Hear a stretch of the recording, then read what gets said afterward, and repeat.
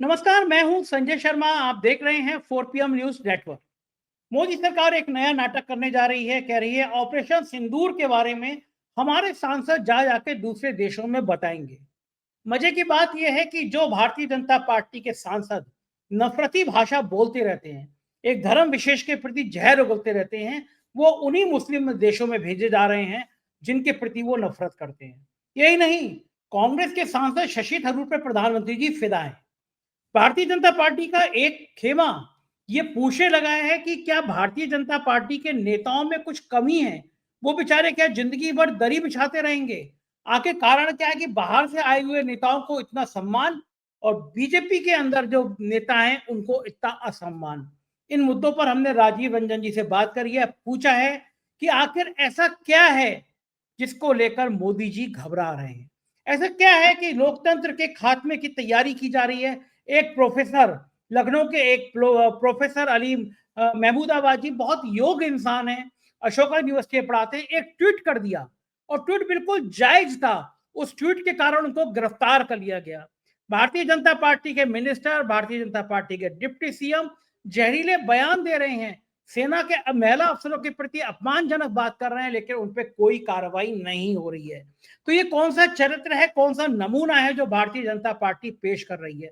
और लोकतांत्रिक व्यवस्थाओं की अगर हम बात करें तो आप देखिए, देश के चीफ जस्टिस महाराष्ट्र पहुंचते हैं और उनको रिसीव करने के लिए प्रोटोकॉल है। न चीफ सेक्रेटरी जाता है, न डीजीपी जाते हैं। खुद चीफ जस्टिस कहते हैं कि ऐसा हाल कभी देखा नहीं।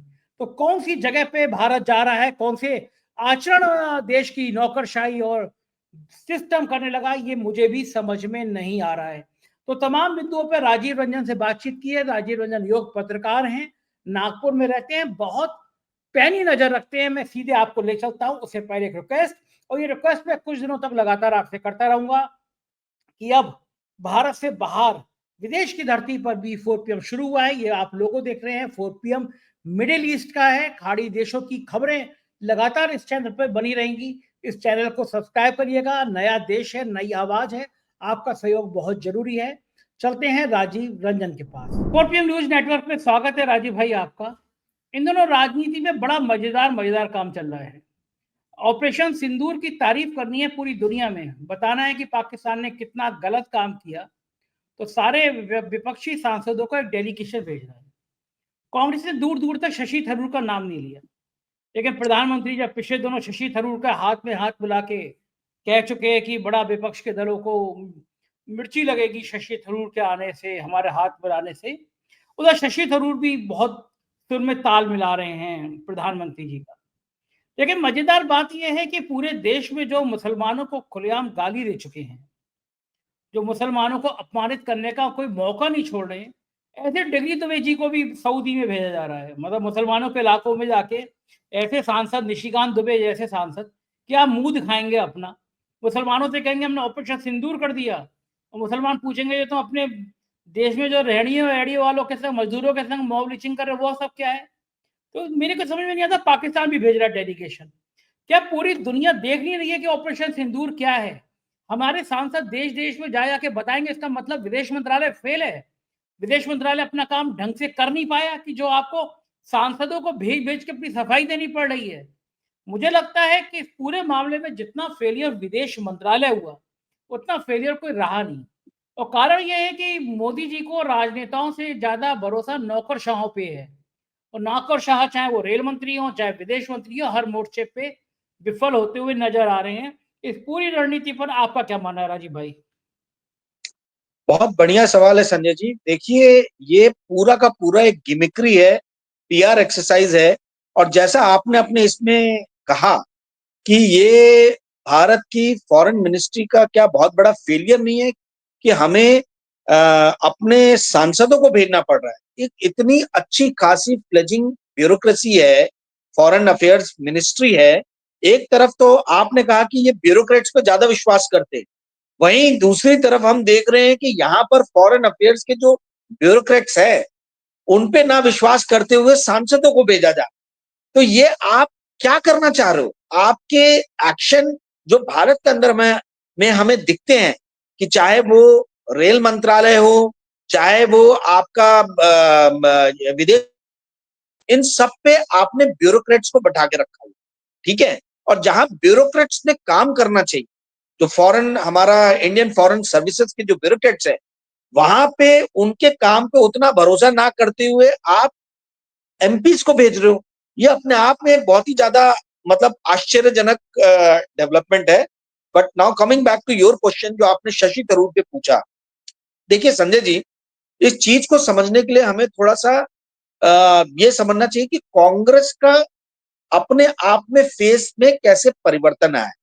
कांग्रेस जो पार्टी है ये सबसे हाशिए पे बैठे, सबसे आखिरी पंक्ति में बैठे हुए लोगों की पार्टी, जिन्होंने फ्रीडम स्ट्रगल में, फ्रीडम मूवमेंट में पार्टिसिपेट किया और उन्होंने भारत को आजादी दिलाने में एक महत्वपूर्ण भूमिका निभाई।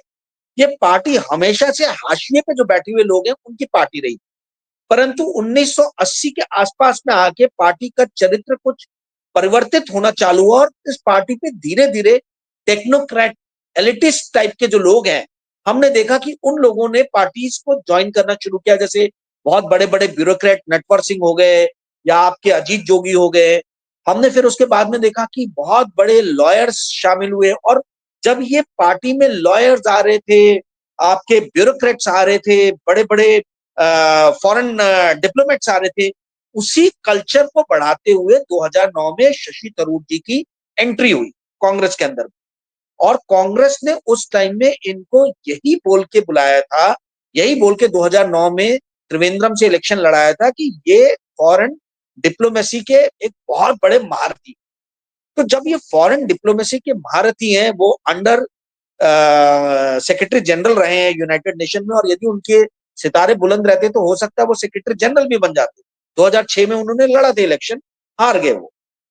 उसके बाद में वो हमारे विदेश मंत्रालय, इंडियन गवर्नमेंट में भी वो मिनिस्टर हैं, minister of state for external affairs. तो जो आदमी फॉरेन अफेयर्स का महारथी आदमी है, जिसको आपने पार्टी के अंदर में पदार्पण किया है, उनको ये बुला के जो है बैठाया है कि आप फॉरेन अफेयर्स के बहुत महारथी हो, आप ये जो है इस तरीके के अफेयर्स को संभालो। उस व्यक्ति को जब राष्ट्र के ऊपर में बात आती है फॉरेन अफेयर्स रिलेटेड, तो आप उसके नाम को क्यों नहीं इंडोर्स करते हो? ये बहुत बड़ा सवाल कांग्रेस पे भी खड़ा करता है। सबसे बड़ी बात तो ये है कि जो पार्टी हाशिए पे बैठे, अंतिम पंक्ति में बैठे हुए व्यक्ति की पार्टी थी, लोगों की पार्टी थी, वो पार्टी टेक्नोक्रेट और एलिटिस्ट में परिवर्तित। और यही कारण है कि 2009 में जिस पार्टी को 206 सीट मिली, लोगों ने चिढ़ के कि भाई ये तो हमारी बात करने वाली पार्टी थी, इस पार्टी में तो अब सिर्फ टेक्नोक्रेट और बड़े बड़े लॉयर्स ने इस पार्टी को पूरा का पूरा कैप्चर कर लिया है। लोगों ने उस 206 सीट से उनको 44 पे भेज दिया। कांग्रेस ने इससे एक सबक लिया। और अभी आप देखिए जो कांग्रेस की जो पीआर स्ट्रेटेजी है वो क्या है, वो राहुल गांधी को लोगों का लीडर, एक पॉपुलिस्ट लीडर के रूप में उनकी छवि बना के जो है वो प्रस्तुत करना चाह रहे हैं। वो कभी मोची से बात कर रहे हैं, कभी नाई से बात कर रहे हैं, कभी हलवाई से बात कर रहे हैं, वो अलग अलग जाके लोगों से मिलके बात कर, ये बता रहे हैं कि भाई कांग्रेस अभी भी जो है वो अंतिम पंक्ति में बैठे हुए, अंतिम पायदान पे बैठे हुए लोगों की ही पार्टी है। क्योंकि लोगों के मन में ये बात आ गई थी कि अब ये हमारी पार्टी नहीं है, ये एलीट पार्टी के रूप में कन्वर्ट। अब ये तो रही बात कांग्रेस की। दूसरी बात जो मैंने बताया कि कांग्रेस को खुद से शशि थरूर का नाम बढ़ाना चाहिए था, इन्होंने नाम नहीं बढ़ाया। ये इंटरनल इनकी जो पॉलिटिक्स है वो कहीं आड़े आ रही है। और मुझे लगता है कि कांग्रेस इतनी सारी हारों के बाद भी सबक सीखने को तैयार नहीं हुई। भाई जिस आदमी के टैलेंट की आप ही गुणगान कर रहे हो कि वो फॉरेन अफेयर्स में महारत उसे हासिल है, उसको आप जब देश के से रिलेटेड बात है तब आप उसको उसकी सर्विसेज क्यों नहीं प्रोवाइड कर। अब आते हैं भारतीय जनता पार्टी के ऊपर में, गवर्नमेंट के ऊपर, जो मैंने बोला कि ये मुझे पीआर स्ट्रेटेजी लग रही है। देखिए भारतीय जनता पार्टी 2014 में ये बोल के इलेक्शन जीती कि हमारे जो मुखिया है वो एक चाय वाले, वो पॉपुलिस्ट लीडर है, वो लोगों के लीडर है। और आके उन्होंने वो सारे काम किए जो लोगों के खिलाफ जाते हैं। सबसे पहले उन्होंने 2016 में डिमोनेटाइजेशन किया, जिसका सबसे ज्यादा प्रभाव जो है वो अंतिम पंक्ति पे, अंतिम पायदान पे बैठे हुए व्यक्ति पे ही पड़ा। उसके बाद उन्होंने जीएसटी जैसा टैक्स लगा दिया, इनडायरेक्ट टैक्स, जो आपके मेरे जैसे जो कंज्यूमर हैं, जो लोग ज्यादा सेवन करते हैं, मिडिल क्लास, उनके ऊपर में, और लोअर मिडिल क्लास, इनके ऊपर में फिर से कुटरगात किया। और इन्होंने चुन चुन के मोदी जी ने ब्यूरोक्रेट्स को, जिनकी अकाउंटेबिलिटी आपके मेरे प्रति, जनता के प्रति ना होके सिर्फ और सिर्फ मोदी जी के प्रति है, उनको इन्होंने इंपॉर्टेंट जो है पोजीशन दे दी। तो भारतीय जनता पार्टी का जो चाल चरित्र और चेहरा जो है वो उभर के आया कि ये जनता की पार्टी नहीं है जो 2014 में इन्होंने बताया था। ये तो अपने मूल चरित्र में चली गई है कि राजाओं महाराजाओं से पैसे लेके ये पार्टी बनी थी भारतीय जनता पार्टी, जब प्रीवी पर्स खत्म किया था इंदिरा गांधी ने। और उस टाइम में जब राजा महाराजाओं को लगा कि भाई कांग्रेस का कोई एक अल्टरनेटिव होना चाहिए, तो उन्होंने जनसंघ को खड़ा किया। ये उनके डोनेशन से बनी हुई पार्टी जो है वो है भारतीय जनता पार्टी। और क्या अब अपना चेहरा दिखा रही है कि ये सिर्फ एलीट लोगों को, अनअकाउंटेबल लोगों को, ब्यूरोक्रेट लोगों को, इन लोग को चुन चुन के इंपॉर्टेंट पोजीशन पे बैठा दिया। तो मोदी जी ने उसी अपने जो उनका जो चलन है, काम करने का तरीका है, उसी में एक कदम बढ़ाते हुए उन्होंने शशि थरूर, जिनको एक एलीट माना जाता है पार्टी के अंदर, कांग्रेस पार्टी के अंदर भी, उनको उन्होंने चुना, क्योंकि मोदी जी को एलीट लोग बहुत पसंद है। मोदी जी अंबानी और अदानी के घर के प्रोग्राम में जाएंगे, पर अपने घर के प्रोग्राम में नहीं जाएंगे। मोदी जी जो है वो चुन चुन के एलीट लोगों को, चाहे बड़े बड़े ब्यूरोक्रेट हरदीप सिंह सूरी हो, चाहे वो शशि थरूर हो, चाहे अश्वनी वैष्णव हो, चुन चुन के ऐसे नगीने हीरे ब्यूरोक्रेट लेके आएंगे जिनकी अकाउंटेबिलिटी जो है वो सिर्फ मोदी जी के प्रति है, पर लोगों के प्रति नहीं है। ये एक ऐसे मतलब व्यक्ति हैं जिन्होंने बता दिया है कि मतलब ऑल पॉलिटिकल साइंस, क्या तो भी डिग्री का उनका नाम है, वो डिग्री लेने वाले व्यक्ति ने हिस्ट्री ऑनर्स किए हुए व्यक्ति को रिजर्व बैंक ऑफ इंडिया का गवर्नर बना दिया। और पूरे देश के लोग चुपचाप शांति से बैठे रहे। जब अक्टूबर 2024 से लेकर जनवरी 2025 के बीच में भारत का फॉरेन एक्सचेंज रिजर्व $70 बिलियन से घट गया, तब जाके लोगों ने हंगामा मचाना चालू किया कि आरबीआई ने फॉरेन करेंसी में रिटेल को तो किसी भी तरीके की ट्रेडिंग करने से मना किया है, पर ये तो खुद सबसे बड़े गैम्बलर हैं, ये गैम्बलिंग कर रहे हैं। इनकी गैम्बलिंग के कारण जो है, सट्टेबाजी के कारण जो है हमारा फॉरेन एक्सचेंज जो है रिजर्व कम हुआ। तो फिर उस टेक्नोक्रेट को जो हिस्ट्री ऑनर था उसको हटाया गया आरबीआई की पोस्ट से, और आज अपने मंत्रालय में बैठा दिया गया पीएमओ में। तो मैं ये सारी बातें क्यों बता रहा हूं?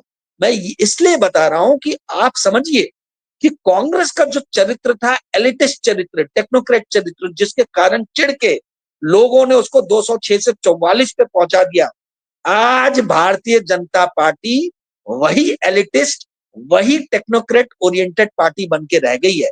मुझे इस तरीके के आर्टिकल्स कहीं पॉलिटिकल साइंटिस्ट या सोशियोलॉजिस्ट के भी नजर नहीं आते, परंतु ये जितने भी सोशियोलॉजी में, पॉलिटिकल साइंस में, पब्लिक एडमिनिस्ट्रेशन में काम करने वाले लोग हैं, लेक्चरर, प्रोफेसर, उनको ये समझना चाहिए, सोचना चाहिए कि कैसे जो है कांग्रेस एलिटिस्ट के पार्ट से अलग हट के पॉपुलिस्ट की तरफ जा रही है, और जो बीजेपी जो एक चाय वाले और चौकीदार का पॉपुलिस्ट फेस लेके आई थी, वो कैसे एलिटिस्ट फेस की तरफ बदल रही है।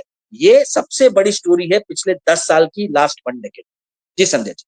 बिल्कुल ठीक है राजीव भाई, लेकिन मैं एक चीज और समझना चाहता हूँ। आप बहुत ज्यादा, आप चूंकि विदेशी मैगजीन में काम कर रहे हैं, पूरा विदेश का बड़ा अनुभव है आपको, क्या फर्क पड़ेगा? पूरी दुनिया में कौन सा देश ऐसा जो नहीं जानता कि पाकिस्तान आतंकवाद को शेल्टर देता है? हमारे 2-4 एमपी जाके वहां क्या करेंगे? निशिकांत दुबे सऊदी में आएंगे, क्या कहेंगे? पाकिस्तान वहां बड़ा गड़बड़ करता है, लोगों को पता नहीं है ये बात। क्या आपको लगता है इससे कोई भारत, पाकिस्तान ने भी बिजनेस शुरू कर दिया अपना डेडिकेशन? क्या इससे कोई बहुत बड़ी कामयाबी हासिल होने वाली है हम लोगों को? क्यों कर रहे हैं मोदी जी ऐसा? क्या उनके दिमाग में चल रहा होगा? जैसे मैंने बताया, ये पीआर एक्सरसाइज है, ये गिमिक्री है। मोदी जी जो हैं वो इंदिरा गांधी के बहुत बड़े भक्त हैं। मैंने जितना उनका चरित्र पढ़ा और समझा, मैं आपको बता रहा हूं, इंदिरा गांधी जी ने जो जो किया, मोदी जी उसी का अनुसरण कर, ठीक है। और ये अपने आप को इतिहास के पन्नों में इंदिरा गांधी के बाद में दूसरा सबसे बड़ा टफ लीडर करके प्रस्तुत करना चाह रहे हैं। भाई देखिए, एक बात को समझिए संजय, ये जो 4 दिन का कॉन्फ्लिक्ट हुआ, ये कॉन्फ्लिक्ट भारत के और पाकिस्तान के कॉन्फ्लिक्ट के बीच में आज तक का सबसे छोटा कॉन्फ्लिक्ट रहा है। उसके लिए इतना तामझाम किया जा रहा है। आप ये समझिए, जब 1965 में वॉर हुआ था तो वो 1 हफ्ते, 1 महीने और 2 हफ्ते चला था, ठीक है। जब 1971 में वॉर हुआ था तो 3 दिसंबर को शुरू हुआ था और 16 दिसंबर को खत्म हो गया था, 14 दिन के अंदर में। जब कारगिल वॉर हुआ था 1999 में, तो वो 4 मई को शुरू हुआ था और 26 जुलाई को खत्म हो गया था, ठीक है। 2.5-3 महीना चला था। और ये जो हुआ, ये सिर्फ 4 दिन चला। ये 4 दिन चले, इसको तो वॉर भी नहीं बोलना चाहिए, तो कॉन्फ्लिक्ट भी नहीं है, तो मतलब ये स्किर्मिश है। मतलब छोटा मोटा जो बोला जाए ना, वो है जिसको हुआ बना के प्रस्तुत कर दिया गया, just for PR, just for gimmickry. क्योंकि नरेंद्र मोदी अपने आप को प्रस्तुत करना चाहते हैं कि इंदिरा गांधी के बाद यदि कोई टफ लीडर इंडिया में हुआ है तो वो नरेंद्र मोदी खुद है। और इंदिरा गांधी ने जैसे भेजे थे बना के, जब 71 का वॉर हुआ था, या बाद में भी पोखरण में जब परमाणु ये हुए थे, तो जब इंडिया डेलीगेशन गया वर्ल्ड में अपने बातों को प्रस्तुत करने के लिए, रख तो उसी का एक एग्जाम्पल ये सेट करना चाह रहे हैं। ये दिखाना चाह रहे हैं कि मैं भी ऐसा स्टेट्समैन हूं। अरे भाई, शर्मनाक बात ये है कि शिमला अकॉर्ड के हिसाब से जो 1972 में इंडिया और पाकिस्तान ने साइन किया था, उसमें क्लियरली मेंशन था कि इंडिया और पाकिस्तान के कॉन्फ्लिक्ट में सिर्फ द्विपक्षीय वार्ता होगी और मामले को सुलझाया जाए। तो ये जो आयरन मैन, अपने आप को आयरन मैन की जो छवि बनाना चाहते हैं, जो छदम है, जो छलावा है, जो पूरी एक मृग मरीचिका रची जा रही है इनके इमेज को लेके, वो इस बात को इंगित करता है, द्योतित करता है कि इनको सिर्फ और सिर्फ डोमेस्टिक कंस्टिट्यूएंसी जो है अपनी, यानी देश के अंदर के जो लोग हैं, इनके अंदर में अपनी इमेज बहुत स्ट्रांग बनानी है और इलेक्शंस जीतने हैं। देखिए, आज की स्थिति में नरेंद्र मोदी, ये कॉन्फ्लिक्ट होने के पहले तक नरेंद्र मोदी की स्थिति पार्टी के अंदर में बहुत वीक हो रही थी। राष्ट्रीय स्वयंसेवक संघ के सामने जो है वो एक तरीके से ऐसा नजर आ रहा था कि वो पीछे हटते चले जा रहे हैं। 1 साल तक, आप समझिए उससे ज्यादा टाइम तक, बीजेपी का नेशनल प्रेसिडेंट नहीं आरएसएस ने बनने दिया। तो ये जो इंटरनली जो इनकी छवि जो वीक हो गई थी, अब ये ऐसा प्रस्तुत करना चाह रहे हैं कि ये आयरन मैन की तरह उभर के सामने है। और ये जितने अलग अलग तरीके से आप समझिए, मतलब उसमें उपाय हो सकते हैं, वो सारी उपाय करने का प्रयास किया जा रहा है। आप इस बात को आज ये मान के रख लीजिए, गार्ड बांध लीजिए कि ये जो भी इनिशिएटिव्स या प्रयास ले रहे हैं, ये कहीं ना कहीं इनको मतलब ये जो है ना, पलट के इन्हीं के ऊपर में आए, ये बैकफायर करेंगे। और उसका रीजन ये है, आप देखिए कि ये इन्होंने जो बिहार में जाके ओवर कमिटमेंट कर दिया था कि मैं ऐसे इनको सबक सिखाऊंगा कि जो इन्होंने सपनों में भी आतंकवादियों ने नहीं सोचा हो। तो आपने क्या किया? 2 मस्जिद और 4 बिल्डिंग गिराना क्या है? क्या उससे आतंकवाद खत्म हो जाएगा? गोदी मीडिया ने तो इस्लामाबाद और रावलपिंडी और कहां कहां नहीं हमारे फौज को बैठा दिया था। सवाल ये पूछा जाना चाहिए कि गोदी मीडिया को ये इंफॉर्मेशन कौन दे रहा था? कौन बोल रहा था कि रावलपिंडी पहुंच गए, कराची पहुंच गए? यदि कोई नहीं इनको गवर्नमेंट के अंदर से इंफॉर्मेशन फीड कर रहा था, तो इनके अगेंस्ट एक्शन होना चाहिए। एक्शन किसके अगेंस्ट होता है? संजय शर्मा और 4PM के अगेंस्ट एक्शन होता है। पर जो लोग एक्ट ऑफ वॉर कर रहे हैं, जो गलत इंफॉर्मेशन दे रहे हैं, जो एक वॉर हिस्ट्री फैला रहे हैं, जो एक वॉर फ्रेंजी को जो है प्रमोट कर रहे हैं, उन लोगों के खिलाफ तो आप कोई एक्शन ही नहीं ले रहे हो। इससे समझ में आ रहा है, और मैंने जैसे बार बार कहा है कि मीडिया 2014 के बाद से गवर्नमेंट का एक पार्ट हो गया है। ये गवर्नमेंट के प्रोपेगेंडा का पार्ट नहीं है, ये गवर्नमेंट का ही पार्ट है। Media is nothing but extended arm of government after 2014। तो ये जो गलत सूचनाएं मीडिया ने दी, इंडियन मीडिया ने दी, अर्नब गोस्वामी अपने स्टूडियो में ताली बजा बजा के बोल रहे हैं, गौरव आर्य टाइम्स नाउ के स्टूडियो में बोल रहे एक बार पाकिस्तान हमला कर दे तो मजा चखा देंगे, मजा आ जाएगा, मजा आ जाएगा। अब मुझे दया आती है गौरव आर्य, मेजर गौरव आर्य जैसे लोगों पे, कि भैया पाकिस्तान ने तो कर दिया हमला, हुआ क्या? सीज फायर, वो भी विदाउट कंडीशन। कोई कंडीशन इंडिया ने नहीं रखी, कोई आतंकवादी जो है वो वापस पाकिस्तान ने इंडिया को नहीं किया, किसी भी तरीके की विदाउट एनी कंडीशन आपने सीज फायर एक्सेप्ट कर दिया। अब ये गौरव आर्य और अर्नब गोस्वामी जैसे लोग किसको मुंह दिखाएंगे? तो ये कहने का अर्थ ये है कि ये सारी कंस्टिट्यूएंसीज के सामने फिर से अपना आयरन मैन वाला जो चेहरा और जो छवि बनाने का जो है, वो ये प्रयास है डेलीगेशन भेज के, और कुछ नहीं है। ये छलावा है, छदम है। इसको इसको ज्यादा इंटरप्रेट करने की जरूरत नहीं है। जी संजय जी। नहीं बात ये मुझे राजीव भाई कि ये उधार का सिंदूर, ऑपरेशन सिंदूर है ना, तो मैंने इसे जोड़ के नाम दिया उधार का सिंदूर। ये जो बीजेपी अंदर ढूंढ ढूंढ के कांग्रेस के नेताओं को लाके काम चला रही है, क्या भारतीय जनता पार्टी और राष्ट्रीय स्वयंसेवक संघ की प्रयोगशाला में ऐसे एमपी बनना बंद हो गए हैं, ऐसे इंटेलेक्चुअल नेता बनना बंद हो गए हैं? आप लेकर आएंगे, पहले आरोप लगाएंगे कि कांग्रेस का नेता बड़ा भ्रष्ट है, बड़ा भ्रष्ट है, उसके घोटालों पे जांच बिठाएंगे, और जब नेता को लगेगा अब तो मैं फंस गया, तो वो वॉशिंग मशीन में जाएगा बीजेपी की, धुल के साफ हो जाएगा और असम का मुख्यमंत्री बन जाएगा। मैं एक नाम ले रहा हूँ, लंबी लिस्ट है। शशि थरूर को जितना महिमा मंडन किया जा रहा है, एक टाइम में शशि थरूर के लिए कितने कितने निजी जिंदगी को लेके कितनी कितनी खराब बातें की हैं बीजेपी नेताओं ने। मैं उनको यह कहना भी नहीं चाहता, क्योंकि किसी की निजी लाइफ है, उस तरह महिलाओं को लेकर या तमाम चीजों को लेकर मुझे कहने में अच्छा भी नहीं लग रहा है।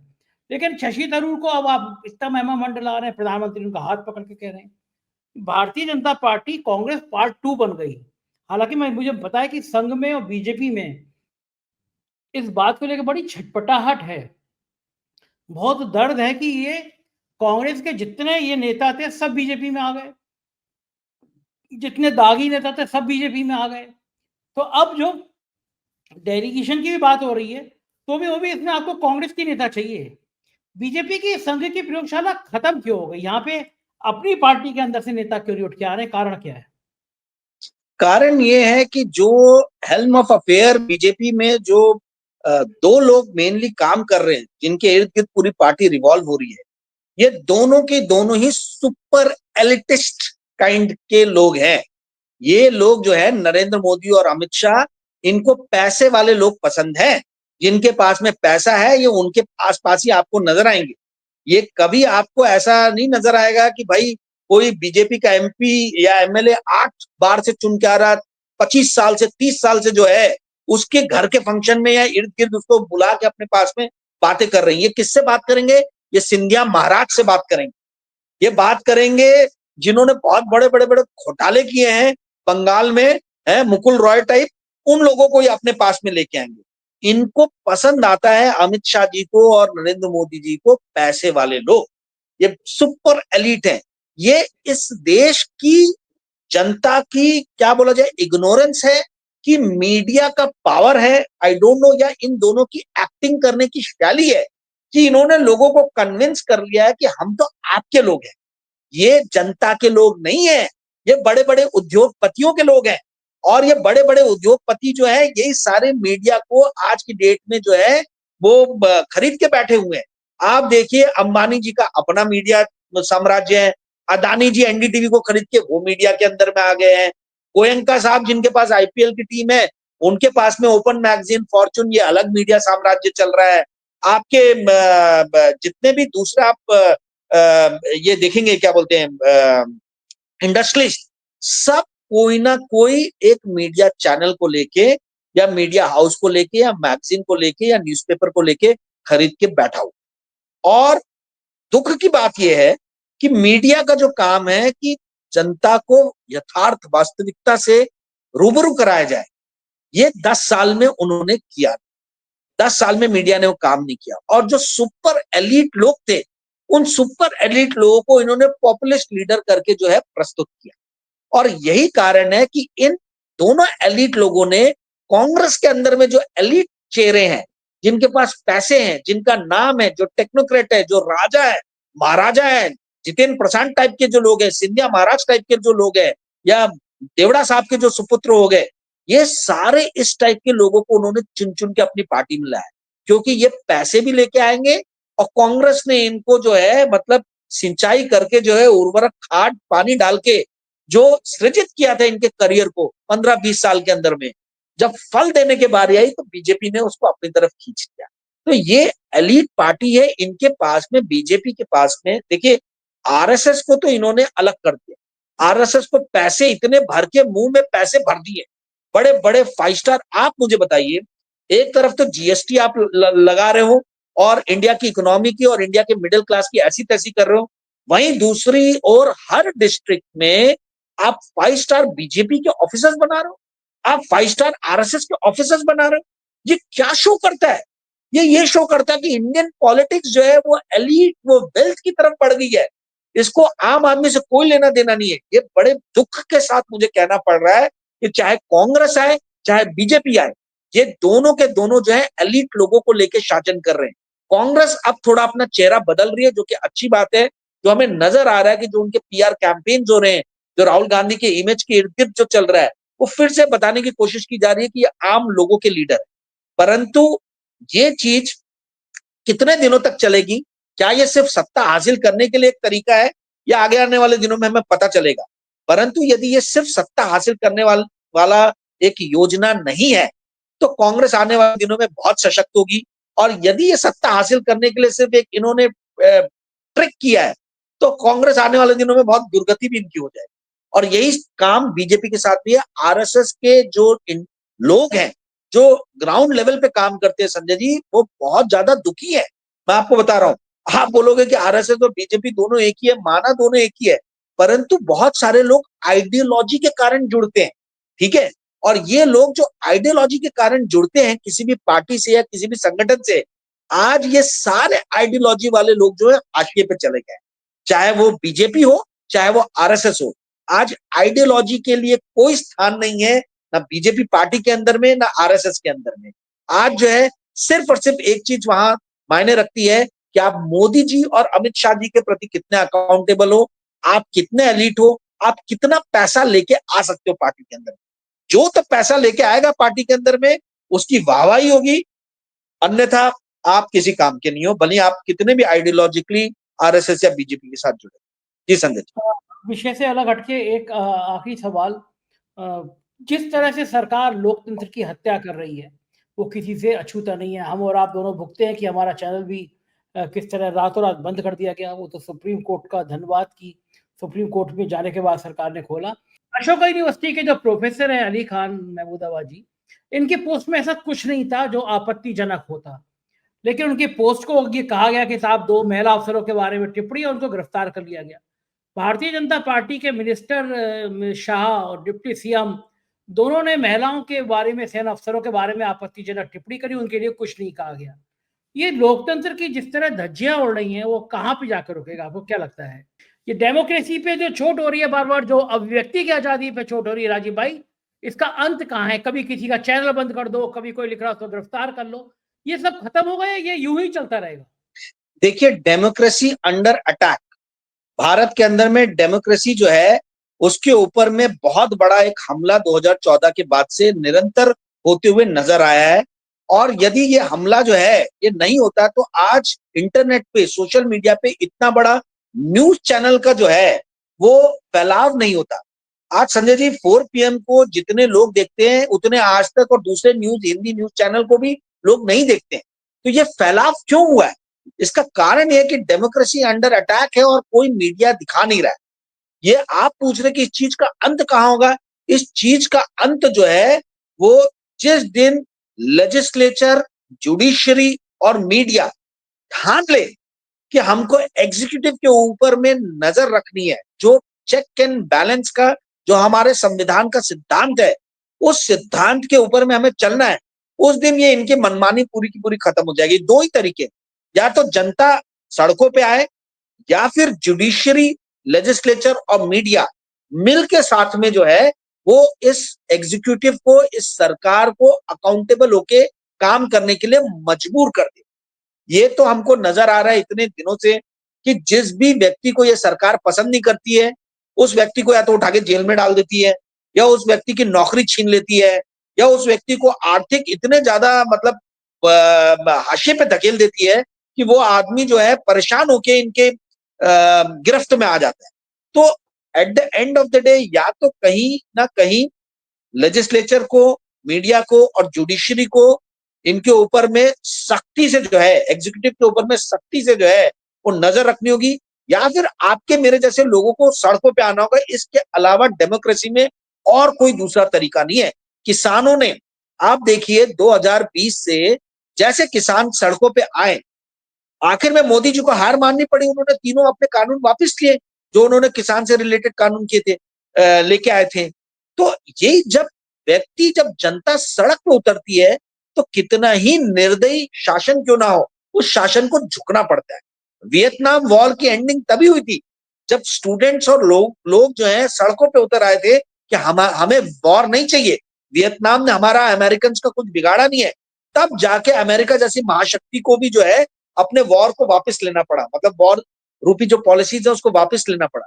तो जहां भी जनता सड़क पे आती है वहां पर थक हार के जो है वो निर्दयी शासन जो है उसको झुकना ही पड़ता है। जी संजय। बड़ी बात है, बहुत बहुत शुक्रिया राजीव भाई, आपने समय दिया, थैंक यू। ये तो राजीव रंजन जी, पूरी बात सुनी है, मुझको यकीन है बातचीत आपको पसंद आई होगी। अपनी प्यार भरे कमेंट जरूर कीजिएगा। शुक्रिया, थैंक यू।